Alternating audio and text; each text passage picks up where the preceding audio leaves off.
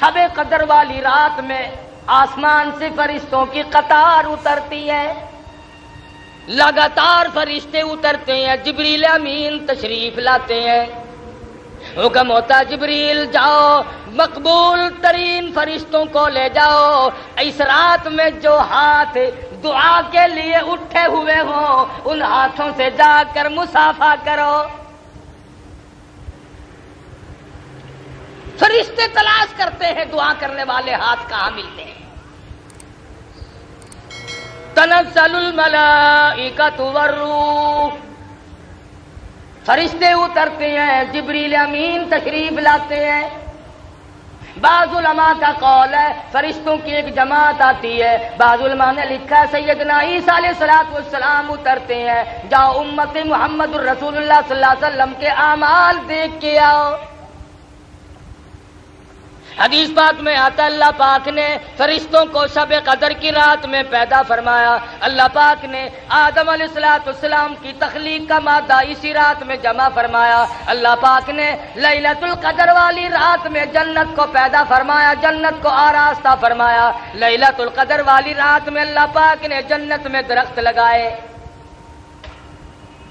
سیدنا عیسیٰ علیہ السلام کو آسمانوں پہ اسی رات میں اٹھایا گیا، اور لوگوں زندگی میں وہ راتیں پھر آ پہنچی، آؤ مانگو جس نے مانگنا ہے، کہیں ایسا نہ ہو سر بسجود ہوں مگر عزم میں پختگی نہیں، اور قائل بندگی تو ہوں قابل بندگی نہیں، میں تو ہر وقت سجدہ ریزی کرتا ہوں پر کیا معلوم تیرے یہاں قبول بھی ہے کہ نہیں۔ شرف قبولیت عطا فرمائے یہ اس کی کریمی کے سہارا اور کریمی کے صدقے پہ منحصر ہے، کوئی زبردستی نہیں کر سکتا۔ سبحان اللہ، ماشاءاللہ۔ بات ہے دل میں خوف بسانے کی۔ آخر وہ لوگ بھی تو اس دنیا میں گزر کر کے چلے گئے جنہوں نے ساری رات متھا مارا، ساری رات شب بیداری کی، ساری رات میں ایک منٹ بھی سو کے نہیں دیکھا۔ انہی لوگوں کے بارے میں قرآن کہتا ہے امن هو قانت آناء اللیل ساجدا وقائما یحذر الآخرۃ ویرجو رحمت ربی۔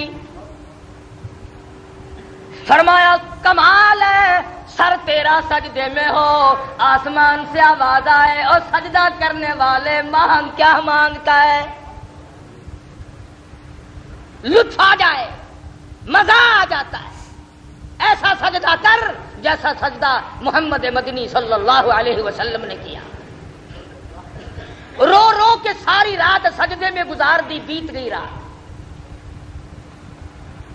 اور اسی لیے کہتا ہے کہ ہر آدمی پچھلی رات کی عبادت کو بڑا خاص دخل ہے۔ آدمی کی زبان ہو، خدا کا قرآن ہو، دل میں اللہ میاں کا دیا ہوا سوز و گداز ہو، خدا کی قسم تلاوت کرے، یوں معلوم ہوتا ہے کہ آسمانوں کے اوپر اڑ رہا۔ بات ہے دل میں خوف بسانے کی۔ یہ دن پھر شاید کس کو آئیں گے، آؤ اپنے گناہوں کی معافی مانگو۔ 11 مہینے جو گناہوں کے پہاڑ لگا دیے، دریا بہا دیے، زمین و آسمان کا خلا پر کر دیا، آج آنسو بہا کر اللہ کے حضور میں معافی مانگنے کا وقت آ گیا۔ ہم اپنی غلطی ماننے کو تیار نہیں۔ اگر کسی کو یوں کہہ دیں آپ کے روزہ نہیں رکھا، وہ بدماش آگے سے اکڑتا ہے، بکواس کرتا ہے۔ اسلام میں حکومت ہو، بکنے والے کا قتل کرنے کا حکم ہے، بادشاہ قتل کرے، کہ وہ شاعر اسلام کو بھونکتا کیوں ہے؟ مگر آپ گریز کریں، ایسے آدمی سے بات نہ کریں جو دین کی پرواہ نہ کرتا ہو۔ نام کے مسلمان بنے پھرتے ہو، کام کے مسلمان قبروں میں چلے گئے۔ آج تمہیں محمد مصطفیٰ صلی اللہ علیہ وسلم کی شکل سے پیار نہیں، صورت سے انس نہیں، فلمی ایکٹروں فلمی ایکٹریسوں کی صورتوں کو تلاش کرتے ہو، بال ان کے ساتھ ملاتے ہو، شکل ملاتے ہو، کپڑے ملاتے ہو. تم نے کبھی یہ بھی سوچا کہ قیامت کے دن میں شہنشاہ کائنات کے دربار میں یہ منہ لے کر کیسے جاؤں گا؟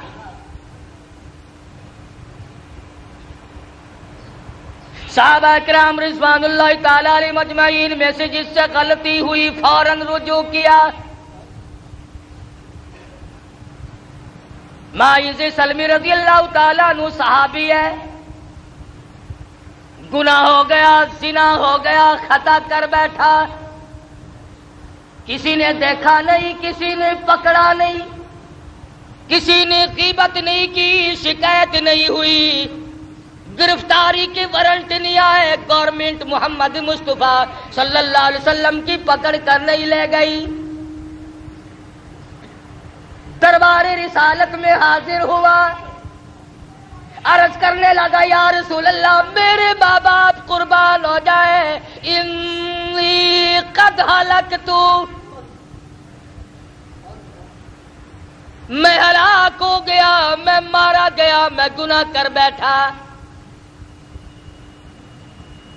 محمد مدنی صلی اللہ علیہ وسلم نے اس کی طرف سے رخ پھیر لیا، شاید جذبات میں آ کر کوئی بات کرتا ہو، وہ دوسری طرف آ کھڑا ہوا، پھر حضور نے اس طرف سے منہ پھیر لیا، پھر وہ اس طرف آ کے کھڑا ہو گیا، پھر حضور نے پوچھا خواب کی بات تو نہیں؟ کہنے لگا نہیں نہیں، بیداری میں زندگی میں مجھ سے گناہ ہو گیا، اور اللہ کے پاک پیغمبر میں گناہگار ہوں، میرے ملحوظ قدم اللہ کی پاک زمین پہ نہیں گرنے چاہیے.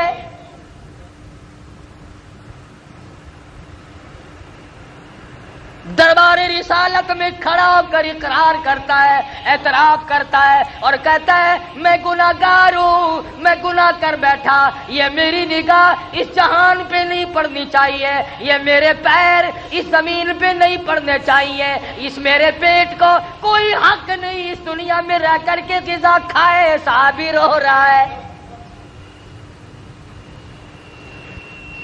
حضور اکرم صلی اللہ علیہ وسلم نے ارشاد فرمایا کہ اسے لے جاؤ مدینے سے باہر. کون سا مدینہ؟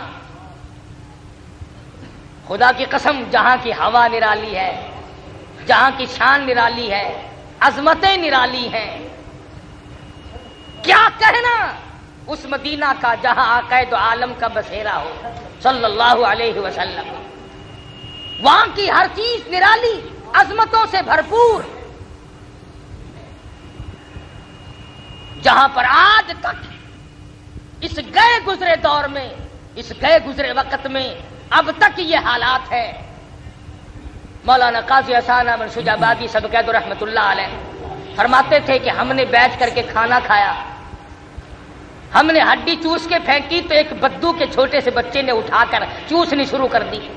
ہمیں ترس آیا، ہم نے پاس بٹھایا، کھانا کھلایا، اور بعد میں ہم نے کہا بیٹا ہمارے ساتھ پاکستان چلو، ہم تجھے روٹی بھی کھلائیں گے، کپڑا بھی پہنائیں گے، شادی بھی کریں گے، مکان بھی دیں گے. اس بچے نے کہا سب کچھ دو گے؟ کہ ہاں. کہ تمہارے یہاں سب کچھ ملتا ہے؟ کہ ہاں. معصوم بچہ کہتا ہے قاری صاحب کی طرف اشارہ کر کے کہ اچھا سب کچھ ملے گا؟ کہ ہاں سب کچھ ملے گا. کیا تمہارے ملک میں یہ گنبد خضرا بھی ہے؟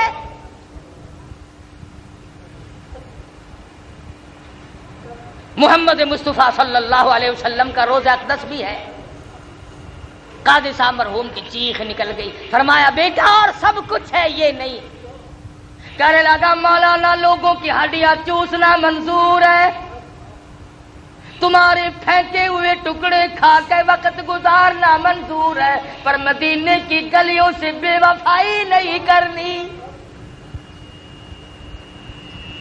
آج لوگ مدینے والی سرکار سے غداری کر رہے ہیں، مدینے والے کے دین سے بے وفائی کر رہے ہیں، مدینے والے کے لائے ہوئے قرآن کے ساتھ بے ایمانی کر رہے ہیں.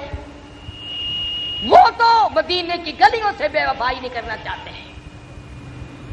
یہ کئی حج کر رکھے ہیں حاجیوں نے، ان سے پوچھو کہ مدینہ منورہ میں کئی مہینے بھی ٹھہرے ہیں، انہوں نے کبھی مدینے پاک میں کبھی کسی کتے کو بھونکتے بھی سنا ہے؟ کبھی اور مسلمانوں پاکستان کے باشندوں ذرا شرم کرو، ڈوب کے مر جاؤ۔ مدینے کا کتا شرم کرتا ہے، مدینے کا کتا حیا کرتا ہے، گنبد خضرا صلی اللہ علیہ وسلم کے ادب اور احترام کرتا ہے، وہ نہیں بھونکتا۔ ہمارے یہاں کئی لوگ مسلمان کہلا کر، مسلمان کے گھر میں پیدا ہو کر نبی کے قرآن کو، نبی کے صحابہ کو بھونکتے رہتے ہیں۔ کتنے لوگ ہیں جو امام الانبیاء محبوب کبریا حضرت محمد مصطفیٰ صلی اللہ تعالی علیہ وسلم کی اہلیہ محترمہ، ہم سب مومنوں کی اماں سیدہ عائشہ صدیقہ کو بھونکتے رہتے ہیں۔ کون ایسا صدیقہ جس کے صدقے میں تجھے تیمم ملا، جس کے صدقے میں تجھے پاک دامنی ملی؟ ارشاد فرمایا مدنی کریم صلی اللہ علیہ وسلم نے، ایسا صدیقہ نہ ہوتی تو دین ناقص رہ جاتا، ادھورا رہ جاتا۔ اور تو اور جو لوگ ان باتوں کو اٹھاتے ہیں، آؤ تھوڑا سا اشارہ کر دوں، سیدہ عائشہ صدیقہ اور سیدہ فاطمہ الزہرا رضی اللہ تعالی عنہما، ماں بیٹی دونوں ایک جگہ بیٹھی ہوئی ہیں۔ خاتون جنت فاطمہ الزہرا رضی اللہ تعالیٰ عنہا فرمانے لگی، امی جان، خالہ جان، میرا مرتبہ آپ سے بڑا ہے، اس لیے میں پیغمبر کی بیٹی ہوں، آپ ابو بکر صدیق رضی اللہ تعالیٰ عنہ صحابی کی بیٹی ہے۔ عائشہ صدیقہ رضی اللہ تعالیٰ عنہ فرمانے لگی، بیٹی میں تسلیم کرتی ہوں، آپ امام الانبیاء کی لخت جگر ہیں، نور نظر ہیں، آپ پیغمبر صلی اللہ علیہ وسلم کی بیٹی ہیں، ٹھیک ہے میں صحابی کی بیٹی ہوں، لیکن بیٹی ایک بات تو بتاؤ، یہ تم نے خود اپنے ابا سے سنا ہوگا، قیامت میں جس کا نکاح جس کے ساتھ ہوگا وہ اس کا دامن پکڑ کر جنت میں جائے گی۔ فاطمہ الزہرا نے تسلیم کر لیا اور کہنے لگی، میں نے اپنے ابا سے یہ بات سنی ہے۔ پھر عائشہ صدیقہ رضی اللہ تعالیٰ عنہ فرماتی ہیں، اے میری بیٹی، اے فاطمہ، پھر یاد رکھو، ٹھیک ہے تم پیغمبر کی بیٹی ہو، میں صحابی کی بیٹی ہوں، لیکن یاد رکھو جب جنت میں داخلے کا وقت آئے گا تو حضرت علی صحابی کی انگلی پکڑ کے جائے گی جنت میں، میں امام الانبیاء کا دامن پکڑ جنت میں جاؤں گی، میں نبی کے ساتھ جاؤں گی، تو صحابی کے ساتھ جائے گی۔ تو صحابی کا خوف عرض کر رہا تھا، آج ہمیں اپنے رشتہ داروں کی موت پہ رونا آ جائے گا، درد کرم میں غم میں رونا آ جائے گا، لیکن اپنی روح سیاہی پہ، اپنی بدعمالی پہ کبھی رونا آج تک نہیں آیا۔ اکیلا بیٹھ کے کبھی رویا کر، کبھی ان آنکھوں سے پانی بہایا کر جو جہنم کی آگ کو بجھاتی ہیں۔ صحابی کہتا ہے، یا رسول اللہ، میرے یہ منحوس قدم اس زمین پہ نہیں پڑنے چاہیے، مجھے سنسار کرو۔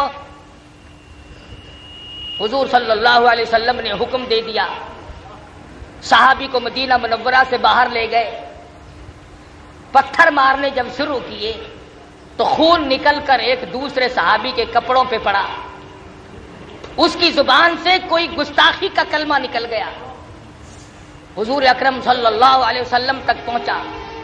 آپ نے فرمایا، خبردار ماعز سلمی کو کچھ نہ کہو، آج اس نے وہ توبہ کی ہے، وہ کسی نے دیکھا نہیں، کسی نے پکڑا نہیں، کسی نے قانون نہیں لگایا، کسی نے شکایت نہیں کی، اللہ کے خوف سے ڈر کر، اللہ کے عذاب سے ڈر کر خدا کر اقرار کیا، توبہ کی۔ او لوگو، ماعز سلمی نے آج وہ توبہ کی ہے، مدینے کی 12,000 کی آبادی پہ جنت واجب ہو گئی۔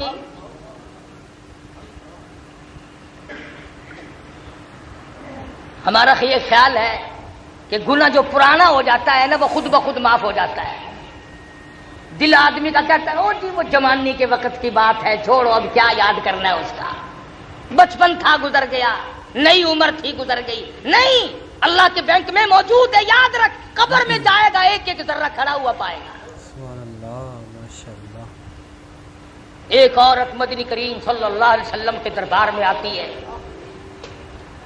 آپ کیا عرض کرتی ہے، یا رسول اللہ، انی قد ہلکت، طہرنی طہرنی، مجھے پاک کر دو، مجھے پاک کر دو، انی قد ہلکت، میں ہلاک ہو گئی، میں ماری گئی، میں برباد ہو گئی، میرا کچھ نہ رہا۔ حضور اکرم صلی اللہ علیہ وسلم کے پوچھنے پر پتہ چلا زنا کا گناہ ہو گیا. کوئی پکڑ کے نہیں لایا، کسی نے شکایت نہیں کی، کسی نے خبردار نہیں کیا کہ آؤ. اللہ سے ڈر کر، قیامت کا خوف کھا کر، قبر کے عذاب کو مد نظر رکھتے ہوئے اس دنیا میں آئے. اس کے سامنے یہ آیت موجود تھی وَامْتَازُوا الْيَوْمَ أَيُّهَا الْمُجْرِمُونَ، اور مجرموں میرے نیک بندوں سے الگ ہو جاؤ. لِيَمِيزَ اللَّهُ الْخَبِيثَ مِنَ الطَّيِّبِ، میرے نیک بندوں سے الگ ہو جاؤ، اور زانیوں الگ ہو جاؤ، اور بدماشوں الگ ہو جاؤ، اور چوری کرنے والوں الگ ہو جاؤ، اور ملاوٹ کر کے لوگوں کی جیبیں کاٹنے والے الگ ہو جاؤ، اور رشوت کھانے والے الگ ہو جاؤ، اور حرام کھانے والے الگ ہو جاؤ، اور سود کھانے والے الگ ہو جاؤ. وَامْتَازُوا الْيَوْمَ أَيُّهَا الْمُجْرِمُونَ، الگ آواز آئے گی، الگ ہو جاؤ. میرے نیک بندوں کے پاس کھڑا ہونے کی تمہیں کوئی اجازت نہیں ہے، تم یہاں کیوں کھڑے ہو؟ اور ایک اور بات آپ کو سمجھا دوں، اس وقت کا کیا کہنا جب پوتا دادا کے کھڑے کھلتے ہوئے عیب دیکھے گا. اس وقت کیا بنے گی جب دادی کا دفتر کھل رہا ہوگا، پوتی سامنے کھڑی ہوگی. اس وقت کیا بنے گی جب نانی کا نام اعمال کھل رہا ہوگا، نواسی سامنے کھڑی ہوگی. ماں کا حال سامنے کھل رہا ہوگا، بیٹی سامنے کھڑی ہوگی.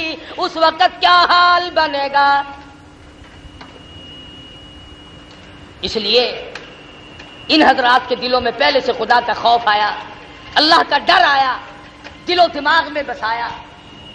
جانتے تھے دنیا میں جو مصیبت چاہو اٹھا لو، عذاب معاف کرا لو، توبہ کر لو، استغفار کر لو، یہ سارے کام دنیا میں ہوتے ہیں. آخرت میں جا کر کے پھر جزا اور سزا دو ہی مقام.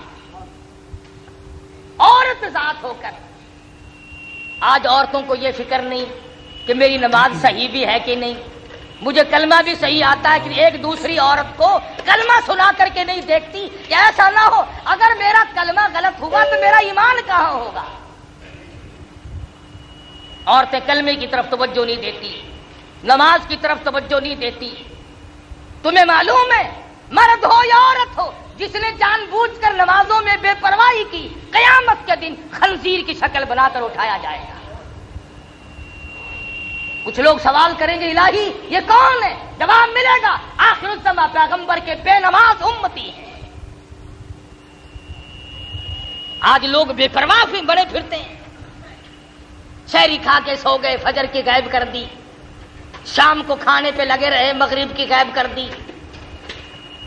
آپ کو معلوم ہے رمضان شریف میں جتنا نیکی کرنے پر ثواب زیادہ ملتا ہے، نماز قضا کرنے پر، روزہ چھوڑنے پر گناہ بھی اس سے ڈبل ملتا ہے. تو یہ صحابیہ ہے جو خوف خدا کھائے ہوئے ہے، رو رہی ہے، کہتی ہے طہرنی،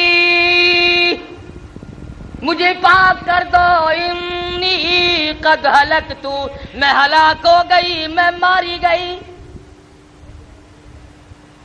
حضور اکرم سب کہو صلی اللہ علیہ وسلم نے پتہ لگایا، معلوم ہوا عورت پیٹ سے ہے، حمل سے ہے. فرمایا اگر تجھے سنسار کیا گیا تو تجھ کو اگر اسلامی سزا دی گئی تو یہ پیٹ میں جو بچہ ہے یہ بھی مر جائے گا، اس کے قتل کا کون ذمہ دار بنے گا؟ اور مسلمانوں، میرا تیرا، سارے جہان کا، فرشتوں کا، پرندوں کا، آسمان والے فرشتوں کا، سب کا نبی اس بچے کے قتل سے ڈرتا ہے جو عورت کے پیٹ میں ہے. ہم اپنے ہاتھوں سے اپنے بھائیوں کو قتل کرنا ہے. کہ جا کے دیکھ لو جیلیں بھری پڑی ہیں، ان میں ایک بھی کسی سکھ کا قاتل نہیں، ان میں ایک بھی کسی کراڑ کا قاتل نہیں، ان میں ایک بھی کسی ہندو کا اور غیر مسلم کا قاتل نہیں. کوئی ماں کا قاتل ہے، کوئی سگے بھائی کا قاتل ہے، کوئی چچا کا قاتل ہے، کوئی بھائی کا قاتل ہے، کوئی باپ کا قاتل ہے، کوئی بیٹے کا قاتل ہے. یہ مسلمان ہے. مدنی کریم صلی اللہ تعالی علیہ وسلم نے ارشاد فرمایا، آدمی مسلمان جب مسلمان کی طرف ہتھیار اٹھاتا ہے فوراً ایمان اس کا رخصت ہو جاتا ہے. کہاں ہیں وہ لوگ جو کلمہ پڑھا کرتے تھے، جو پرواہ کیا کرتے تھے؟ اب یہ عورت ہے رو رہی ہے دربار رسالت میں، اور سرکار دو جہاں حضرت محمد الرسول اللہ صلی اللہ علیہ وسلم اس بچے کے قتل سے ڈرتے ہیں جو بچہ پیٹ میں ہے۔ کئی دائیاں کاروبار بنا کے بیٹھ جاتی ہیں کہ چلو پیسے ڈبل ملیں گے، ہم ناجائز حمل نکالتے رہیں تو کیا حرج ہے۔ خدا کی قسم جتنے اسقاط کرو گے اتنے قتل نام اعمال میں لکھے جائیں گے۔ جو ڈاکٹر ایسا کرتا ہے، جو لیڈی ڈاکٹر ایسا کرتی ہے، وہ قاتل ہے، عوام کا، قوم کا، اسلام کا، ایمان کا، وہ قاتل ہے۔ مدنی کریم صلی اللہ علیہ وسلم نے فرمایا مائی ہم سزا تو فوراً دے دیتے ہیں، مگر یہ جو پیٹ میں بچہ ہے اس کے قتل کا میں ذمہ وار نہیں بن سکتا۔ صحابی کہتا ہے حضور کا رنگ پیلا پڑ گیا، ڈر گئے، خوف کھا گئے، میں حمل والے بچے کو بھی قتل نہیں کر سکتا۔ جاؤ، جب یہ بچہ پیدا ہو جائے گا پھر آنا، پھر تمہیں سزا دی جائے گی اسلام کے مطابق۔ چنانچہ عورت گئی، مدت مقررہ وقت پر جب بچہ پیدا ہو گیا، جھولی میں پھر بھی کوئی دائی مقرر نہیں کی کہ پکڑ کے لانا جب بچہ پیدا ہو جائے، خود بخود جھولی میں اپنے بچے کو اٹھا کر دربار رسالت میں آ گئی، عرض کرنے لگی یا رسول اللہ طہرنی، اب میری زندگی تلخ ہو گئی ہے، اب یہ میرے ملوث قدم اس زمین پہ نہیں پڑنے چاہیے، خدا کے لیے مجھے سزا دو، خداوند کریم کے دربار کی سزا سے مجھے بچا دو، انی قد ہلکت۔ فرمایا اسے کون دودھ پلائے گا؟ تو اسے لے جا، جب یہ روٹی کھانے لگے گا جب تجھے سزا دے گی۔ اب بھی کوئی آدمی مقرر نہیں کیا، کوئی محکمہ مقرر نہیں کیا کہ جب بچہ روٹی کھانے لگے تو پکڑ کے لانا۔ 6 مہینے کے بعد بچے کے ہاتھ میں روٹی کا ٹکڑا دیتی ہے، پیدل چلاتی ہے، انگلی پکڑ کر دربار رسالت حضرت محمد الرسول اللہ صلی اللہ علیہ وسلم میں حاضر ہوتی ہے اور کہتی یا رسول اللہ آج واپس نہیں جاؤں، اب مجھے اپنی زندگی اچھی نہیں لگتی، گناہگار آدمی کے قدم اس زمین پہ نہیں پڑنے چاہیے، سیاکاروں گناہگاروں مجھ پر اسلام کی حد جاری کرو، مجھ پر اسلام کا قانون نافذ کرو، یہ بچہ دیکھ لو آپ کے سامنے روٹی کھانے لگ گیا ہے۔ حد جاری کی گئی، تو بھی اپنے کبھی گناہوں کو یاد کر کے کم سے کم، اب تجھے مارنے والا تو کوئی نہیں، نہ اسلام کی حکومت ہے، نہ تجھ پر سزا جاری ہو سکتی ہے۔ 33 برس ہو گئے ٹھگی مارتے مارتے، خدا جانے کتنے آئے اور کتنے چلے گئے، اور نہ معلوم اب بھی اور کتنے جائیں گے کتنے آئیں گے۔ تسلی ہو گئی، قرآن خدا کا نہیں آتا، اب تسلی ہوگی، 33 سال کے بعد اطمینان ہو گیا، یقین ہو گیا کہ اب یہود کا قانون آئے گا، انگریز کا قانون آئے گا، امریکہ کا قانون آئے گا، چائنا کا قانون آئے گا، محمد مصطفیٰ صلی اللہ علیہ وسلم کا قانون نہیں آئے گا۔ اس لیے اگر سرکار مدینہ کا قانون آتا ہے تو افسر پہلے زد میں آتا ہے، قانون نافذ کرنے والی جو مشینری ہے وہ پہلے بیچ میں آتی ہے۔ اسلام آباد سے لے کر کے پوری دنیا کے دیہاتوں تک اگر یہ مشینری ٹھیک ہو جائے نا، اس ملک کا اگر افسر جانبدار ہو جائے اور اس کے دل میں خدا کا خوف آ جائے اور وہ قیامت سے ڈر جائے اور وہ اپنی قبر سے ڈر جائے، خدا کی قسم ہمارا پاکستان جنت کا نقشہ بن سکتا ہے۔ بات صرف یوں بگڑی کہ ہم اپنے آپ کو بدلنے کے لیے تیار نہیں، ہم مسلمان بن کے مرنے کے لیے تیار نہیں۔ صحابہ اکرام رضوان اللہ تعالی علیہ مجمعین کے یہاں دین اتنا سستا نہیں تھا جتنا ہمارے یہاں ہے، انہوں نے بہت کچھ خرچ کر کے دین کو حاصل کیا تھا، ان کا قرآن اور ایمان پر بڑا خرچ ہوا تھا، ان کی زندگیاں گزری۔ صحابہ کرام مرد تو مرد رہے، عورتوں نے کمال کر دیا، رمضان کے روزے رکھتی تھی، محنت مزدوری بھی کرتی تھی۔ اندازہ لگاؤ حضور کی سگی سالی ہے، اسماء بنت ابو بکر رضی اللہ تعالیٰ عنہا ہے، حضرت زبیر کی اہلیہ عبداللہ بن زبیر کی امی جان ہے۔ غربت اتنی ہے سارا دن کھجوروں کی گٹھلیاں اکٹھی کرتی ہے، تلاش کرتی ہے، شام کو ہاون دستے میں کوٹ کر پانی میں گول کر پی جاتی ہے، رات کو مصلی پہ کھڑی ہو کر ساری رات خدا کا قرآن پڑھتی ہے۔ کہاں ہیں آج ایسے لوگ؟ امام شافعی سب کہہ دو رحمت اللہ علیہ اپنی بیٹی کو فرمانے لگے، بیٹی او میری دھی، تیری نظر خراب ہو گئی، تیری آنکھیں چنجھا گئیں، کچھ دیر سویا کر، آرام کر لیا کر، تو جاگتی رہتی ہے۔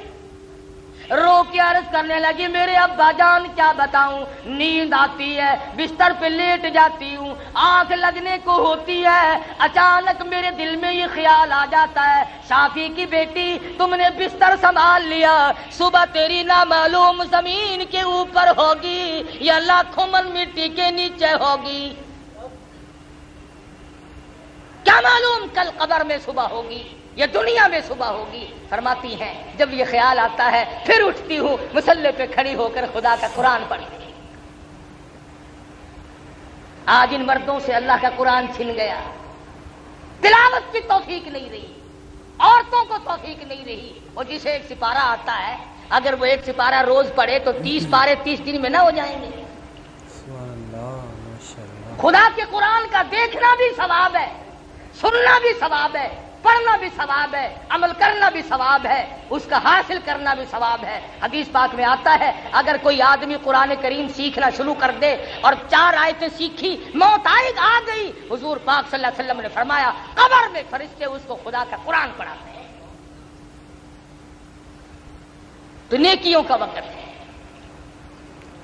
آخری ہفتہ شروع ہو رہا ہے اب۔ فرمایا شب قدر رات جو ہے بڑی برکتوں والی رات ہے، 21ویں 23ویں 25ویں 27ویں 29ویں رات میں تلاش کرو۔ ایک دوسری حدیث میں فرمایا نبی کریم صلی اللہ علیہ وسلم نے 20 اور 22 اور 24 اور 26 اور 28ویں رات میں تلاش کرو۔ جس کو 10 رات کا جاگنا نصیب ہو جائے، فرمایا 832 برس 4 مہینے جاگ کر عبادت کرنے کا ثواب مل جاتا ہے۔ 10 راتوں کے جاگنے میں مگر کون جاگے؟ مغرب کے بعد 2 نفل پڑھنے مشکل ہو جاتے ہیں۔ آج کل تو لوگ تراویحیں سویرے پڑھتے ہیں جیسے اللہ پر احسان کرتے ہیں کہ ابھی وقت ہوا نہیں، پہلے اذان دے دیتا ہے ملا خدا کی نماز نہیں پڑھاتا، لوگوں کی نماز پڑھاتا ہے۔ ابھی وقت نہیں ہوا پہلے اذان دے دیتا ہے۔ اور پھر جتنے لوگ کہتے ہیں آج تو کچھ ڈھیلا چلا ہمارا مولوی صاحب، انہوں نے کہا اچھا کل دیکھنا پھر تیز گام بن جاؤں گا، لوگوں کی نماز پڑھاتا ہے۔ سجدہ صحیح کر، رکوع صحیح کر، اتحیات میں درود شریف صحیح پڑھ، دعا پڑھ، بیچ میں 4 رکعات کے بعد دعائیہ کلمات پڑھ، شاید یہ آخری رمضان ہو، چکر بازی نہ کر، پھر معلوم نہیں کس کو ملے گا اور کس کو نہیں۔ سحری کے وقت میں جب اٹھتے ہو 2 4 6 8 رکعتیں اگر تھوڑا سا نکال کر وقت پڑھ لو، کتنا بڑا اجر ہے۔ فرمایا وہ تاریکی وہ تنہائی، وہ تاریکی وہ تنہائی، وہ پچھلی رات کا عالم، وہ تاریکی وہ تنہائی، وہ پچھلی رات کا عالم، نہ جانے پھر صدائی کہاں سے میرے کھوئے ہوئے دل کی ادائے رس۔ بڑے مزے ہیں، رات کو تو 2 رکعت پڑھ کے تو دیکھ۔ اور کبھی ایسا ہوتا ہے کہ تڑپ سی دل اللہ کے حضور میں تو ہو اور تیرا پروردگار ہو، اس کا خزانہ ہو اور تیری جھولی ہو، مانگ اللہ سے جو کچھ مانگنا ہے۔ کہتے تو ہو، عورتوں نے آج بھی بے شمار نے کہا، مرد بھی کہتے ہیں دعاؤں کے لیے۔ اللہ تعالیٰ رمضان قرآن کے صدقے میں سب کی تمناؤں کو پورا فرما دے۔ مگر یہ بتاؤ جو رو کر طلبگار مانگے گا وہ دوسرا کہاں مانگ سکتا ہے؟ اپنی اغراض کے لیے، اپنی تمناؤں کے لیے، اپنی حاجتوں کے لیے اٹھو، رات کو اٹھو اور اس وقت میں سے کچھ سیکنڈ نکال کر، یا پھر افطار کے وقت۔ ہمارا تو سارا وقت ضائع ہو جاتا ہے ادھر ادھر گپے مارنے میں، سامان رکھنے رکھوانے میں، بچوں کو اٹھانے بٹھانے میں۔ نہ، سکون سے روزہ افطار کیا کر، اللہ پاک سے مانگا کر، اپنے ایمان کی سلامتی مانگ، اپنے ماں باپ کی بخشش کی دعا مانگ، اپنے عزیزوں اقربا، ساس سسر، دادا دادی، نانا نانی اور تمام عزیز و اقربا کے لیے بخشش کی دعا مانگ۔ مالک کا خزانہ تیرے لیے بہ رہا ہے۔ اس لیے خداوند کریم نے فیصلہ کر دیا، فرمایا وَإِذَا سَأَلَكَ عِبَادِي عَنِّي فَإِنِّي قَرِيبٌ أُجِيبُ دَعْوَةَ الدَّاعِ إِذَا دَعَانِ فَلْيَسْتَجِيبُوا لِي وَلْيُؤْمِنُوا بِي لَعَلَّهُمْ يَرْشُدُونَ۔ میرا بندہ جب مجھ سے مانگتا ہے میں اس کے قریب ہوتا ہوں، وہ جتنا گڑ گڑا کے مانگتا ہے۔ ایک حدیث میں آتا ہے میرا بندہ جب مانگتا مانگتا رو پڑتا ہے پھر میں اپنے دامن سے اس کے آنسو صاف کرتا ہوں۔ بات ہے ساری یقین کی۔ اگر مدنی کریم صلی اللہ علیہ وسلم کی زبان پہ یقین آ جائے، اللہ کے قرآن پہ یقین آ جائے، نبی کے فرمان پہ یقین آ جائے تو یہ ساری باتیں حل ہو سکتی ہیں۔ ورنہ رمضان اور قرآن غیر کا کیا لگتا ہے؟ ہزاروں مرتبہ آئے گا، ہزاروں مرتبہ چلا جائے گا۔ ایک ایک سیکنڈ کی قدر کرو، ایک ایک رات کی قدر کرو، ایک ایک دن کی قدر کرو، ایک ایک گھنٹے کی قدر کرو۔ خدا کی قسم روزے دار کے منہ سے قیامت کے دن جو خوشبو آئے گی غیر روزہ دار سر پٹک پٹک تباہی کر لے۔ یقین جانیے میدان حشر میں اللہ پاک اس گھبراہٹ والے دن میں جب روزے داروں کی مہمان نوازی کرے گا، خدا بند کریم جب دعوت کھلائیں گے دوسرے لوگ رو رو کے مر جائیں گے۔ 20ویں روزے سے اعتکاف کا وقت آ رہا ہے۔ عورتیں اپنی گھر کی کوٹڑی میں یا مکان کے کسی کونے میں اعتکاف کر سکتی ہیں۔ فالتو بات کرنا، گھر کا کام کاج کرنا جائز نہیں۔ رات دن تلاوت کرے، درود شریف پڑھے، استغفار کرے، ہر وقت اسی جگہ سویا کرے۔ عورتیں بھی اعتکاف کر سکتی ہیں۔ مرد اگر مسجد میں اعتکاف کریں بہت بڑا ثواب ہے۔ جامع مسجد میں اعتکاف کرے گا تو 500 اعتکاف کا ثواب ملے گا۔ سبحان اللہ، ماشاءاللہ۔ معتکف کے بارے میں حضور اکرم صلی اللہ علیہ وسلم نے فرمایا کہ اللہ پاک یوں فرماتے ہیں کہ جو میرے دربار میں بیٹھ گیا وہ میرا بن گیا، میں اس کا بن گیا۔ فرمایا وہ میرا مہمان ہے، میں اس کا میزبان ہوں، اور مہمان کی فرمائش کو میزبان کبھی موڑا نہیں کرتا۔ اس لیے اعتکاف کا بہت بڑا ثواب ہے، اللہ پاک کے یہاں بہت بڑا اجر ہے۔ مسجد میں مرد بیٹھے 20ویں روزے کی عصر کی نماز کے فوراً بعد بیٹھ جائیں، اور جب تک عید کا چاند نظر آئے وہ مسجد میں رہیں۔ پیشاب پخانے کے لیے جا سکتے ہیں، کلام نہ کریں، باہر مسجد سے نکل کر کسی سے بات نہ کریں، تلاوت کریں، اللہ اللہ کریں، نیند آ جائے سو جائے اور ورد وظیفہ پڑھتے رہیں، بہت بڑا اجر و ثواب ملتا ہے۔ تو یہ چند باتیں میں نے آپ کے سامنے اس لیے رکھی کہ مدنی کریم صلی اللہ علیہ وسلم کے ارشاد کے مطابق فرمایا قدردانوں کے لیے تو ایک بات اور ایک حدیث کافی ہے کہ رمضان کے مہینے میں اللہ کے قرآن کا نزول ہوا، لوح محفوظ سے آسمان دنیا پہ خدا کا قرآن آیا۔ کون سا قرآن؟ جو قبر میں کام آئے، حشر میں کام آئے، پرصراط پہ کام آئے، جنت میں داخلے کے وقت کام آئے، جہنم سے نجات کے وقت کام آئے۔ محمد مصطفیٰ صلی اللہ علیہ وسلم کے حوض کوثر کا پانی جس کے صدقے میں ملے وہ اللہ کا قرآن ہے۔ اس کی تلاوت کرو، محبت سے سنو، محبت سے پڑھو۔ اللہ پاک مجھے اور آپ کو عمل کی توفیق عطا فرمائے۔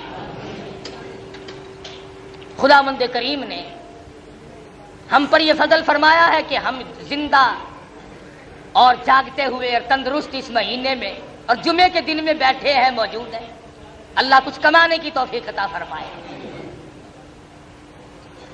آپ لوگ اگر اس جمعے میں رمضان کے مہینے میں یہ اپنے دل کے اندر توبہ کر لیں کہ میں اپنی نماز کبھی قضا نہیں کروں گا، بہت ممکن ہے رمضان قرآن کے صدقے میں اللہ تجھے توبہ کی پکی کرنے کی توفیق عطا فرما دے۔ آج یہاں بیٹھا بیٹھا کوئی جوان توبہ کر لے، میں آج کے بعد داڑھی نہیں منڈواؤں گا، مدنی کریم صلی اللہ علیہ وسلم کی صورت سے صورت ملاؤں گا، صحابہ کی صورت سے صورت ملاؤں گا، اہل بیت کی صورت سے صورت ملاؤں گا، خدا کی قسم بہت ممکن ہے کہ رمضان، قرآن اور جمعے کے صدقے میں بہت ممکن ہے اللہ تعالیٰ اس جوان کے سارے گناہ معاف کر دے۔ انسان ہے، خطا کا پتلا ہے، مگر اللہ پاک نے توبہ کا دروازہ بھی تو کھول دیا۔ کبھی رمضان لے آئے، کبھی شب قدر لے آئے، کبھی لیلۃ القدر کی رات عطا فرما دی، کبھی فرمایا آ جا تو 1 روپیہ صدقہ کر، میں تیرے نام اعمال میں 70 لکھوں گا، کبھی فرمایا آ جا تو 1 روپیہ رمضان میں زکوٰۃ کا ادا کر، میں تیرے نام اعمال میں 700 لکھوں گا۔ کبھی کسی طرح سے بڑھا رہے ہیں، کبھی کسی طرح سے بڑھا رہے ہیں، اس کا کام بڑھانا ہو گیا۔ ہم خطاوار ہیں، ہمیں اللہ پاک سے ہر وقت مانگنا چاہیے۔